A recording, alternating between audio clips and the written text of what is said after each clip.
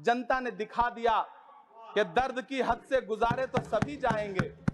दर्द की हद से गुजारे तो सभी जाएंगे, तैरे या डूबे किनारे तो सभी जाएंगे, कोई कितनी भी बुलंदी पे चला जाए मगर आसमानों से उतारे तो सभी जाएंगे। मैं आईना हूं दिखाऊंगा दाग चेहरों के, मैं आईना हूं दिखाऊंगा दाग चेहरों के, जिसे बुरा लगे वो सामने से हट जाए। सभापति महोदय, जिस एक शब्द के इर्द गिर्द पूरा भाषण बुना गया था वो था अमृतकाल। सभापति महोदय,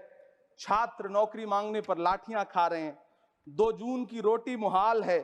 पेपर लीक ने लाखों छात्रों का भविष्य चौपट कर दिया है और देश को बताया जा रहा है कि अमृतकाल आया है। कभी कभी मेरा मन करता है कि मणिपुर में निर्वस्त्र करके घुमाई गई बेटियों से पूछूं कि अमृतकाल आया है या नहीं आया है। कभी कभी मेरा मन करता है सभापति महोदय कि देश के लिए ओलंपिक लाने वाली बेटियां जो इसी जंतर मंतर पर घसीटी गई उनसे पूछूं कि अमृतकाल आया है कि नहीं आया है। कभी कभी मेरा मन करता है कि रात के 2 बजे बिना परिवार की मर्जी के हाथरस में जलाई गई उस दलित बिटिया जो बलात्कृत थी, उसको स्वर्ग में संदेशा भेजूं और उससे पूछूं कि आया हुआ अमृतकाल तुम्हें दिख रहा है या नहीं दिख रहा है। कभी कभी मन करता है कि मैं बिल्किस बानो से पूछूं कि देश में आया हुआ अमृतकाल तुम्हें नजर आ रहा है या नहीं आ रहा है। सभापति महोदय, कभी कभी मन करता है कि भीड़ के जरिए लिंच करके मारे गए पहलू खान की 85 साल की दोनों आंखों की अंधी मां से पूछूं कि देश में आया अमृतकाल तुम्हें दिख रहा है या नहीं दिख रहा है। कभी कभी मन करता है